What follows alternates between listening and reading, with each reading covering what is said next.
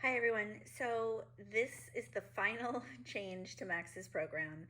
He now has a life skills physical education block. And the purpose of this block is to get Max vigorously moving for about 30 minutes.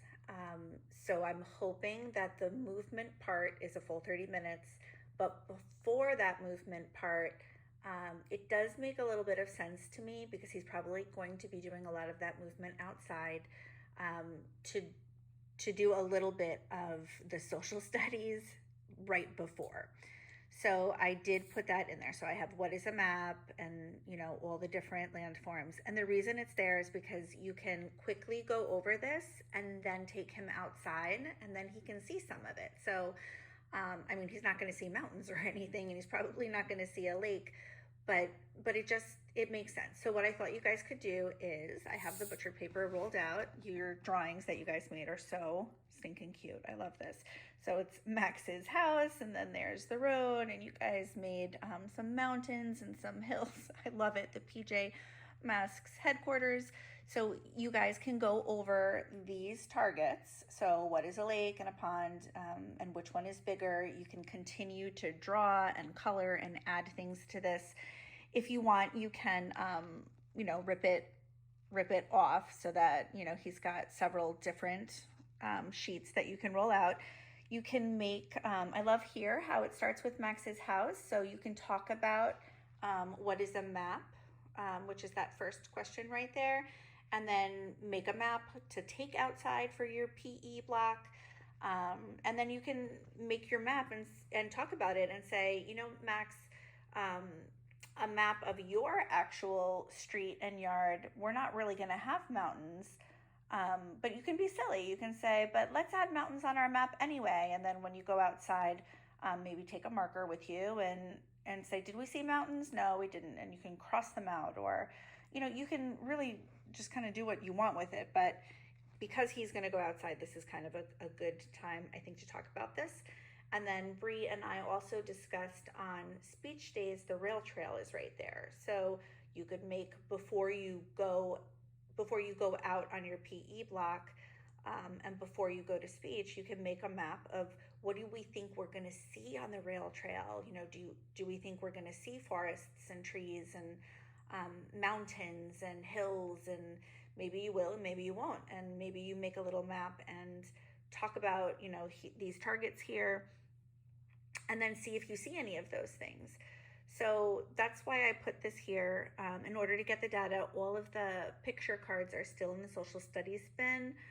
Um, I'm gonna have to think about making a PE bin. I have a clear box over there, so I might maybe put some of these things in there, just so it's easy and everything is together where you guys can find it and where you will need it. So I might do that. But okay, so this is part of the social studies now moved here. It shouldn't take too long, just some playtime, drawing the pictures, making the maps, getting the data, and talking about these things.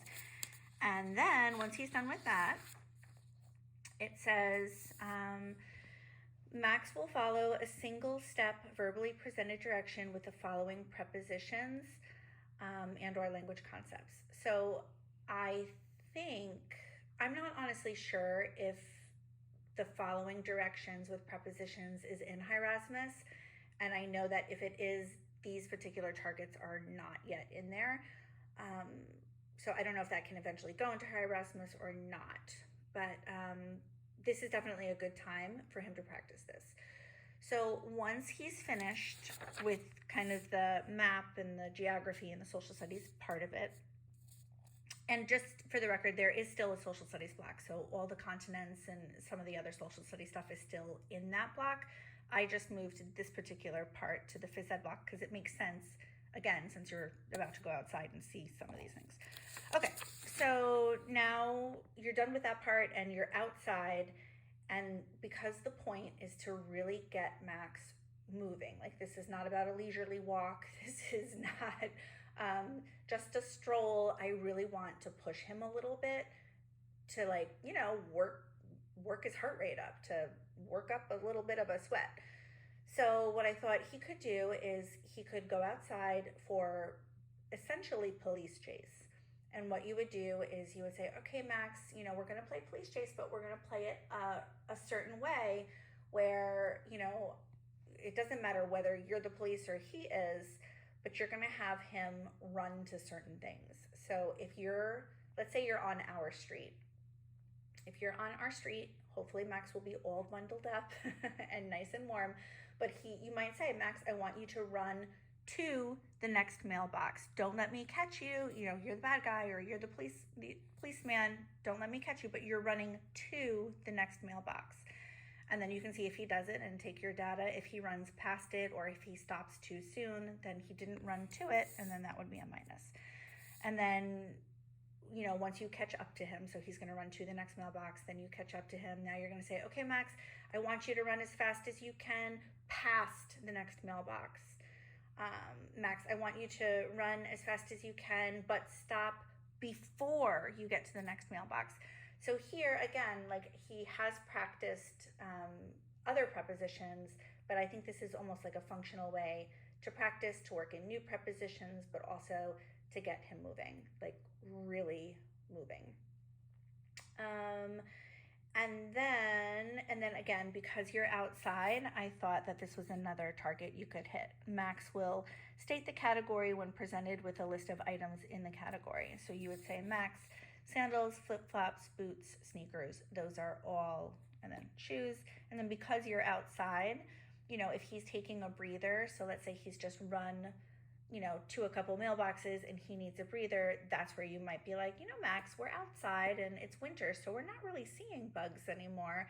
But over the summer, there were grasshoppers, mosquitoes, ants, and crickets. What are they? Those are all, and then see if he can say bugs.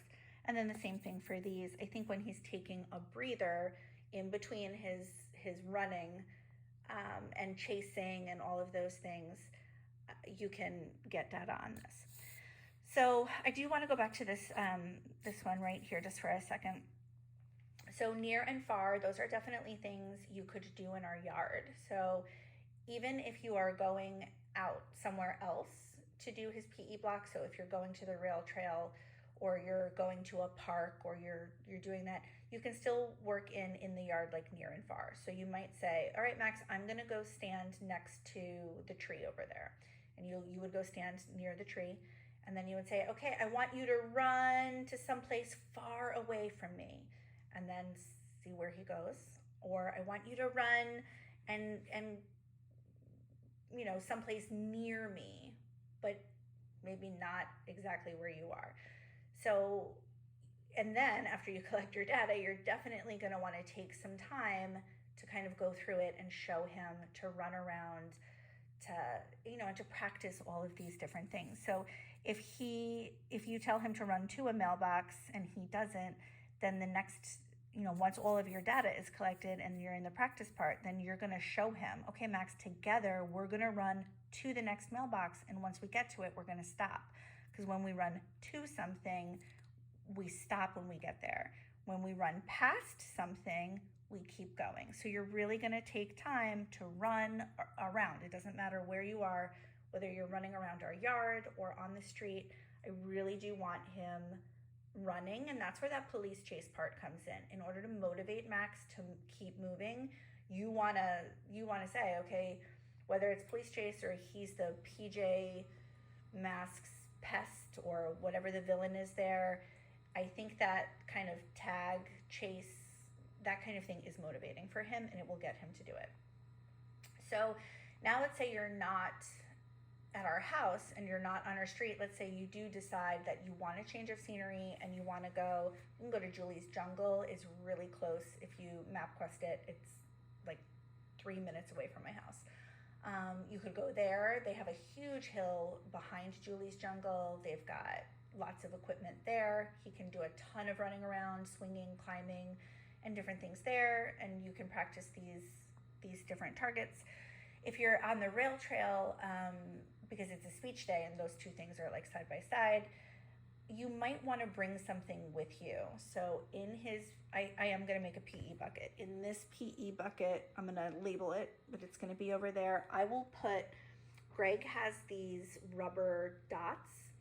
So you might, you know, go ahead of him a little bit and say, I want you to run to the rubber dot. I want you to run past the rubber dot, you know, and so forth and so forth. But you guys can use those rubber dots. You'll see it in the PE bucket once I get it. And you can do that. You can take those to Julie's Jungle. You can really do all kinds of things. But I can't stress it enough. The goal for this is to set a timer for 30 minutes and make sure he is vigorously moving as much as possible in those 30 minutes. I really, really want him running, climbing, jumping. That was something else Bree said. He doesn't always have to run. You can you can hop, you can skip, you can gallop. You could have him walk backwards if he needs a break. To, past, before, near, and far, whatever object you choose. And then the last part of this, I'm sorry because I know this video is so long, but it would be like on days like today, it's super rainy outside. What can you do when it's raining? I think what you could do then is have Max do a couple of things inside the house where he is going up and down the stairs. So you know what though, this really is going to make this video like way too long. So I'm going to make a separate video for rainy day PE blocks. Okay.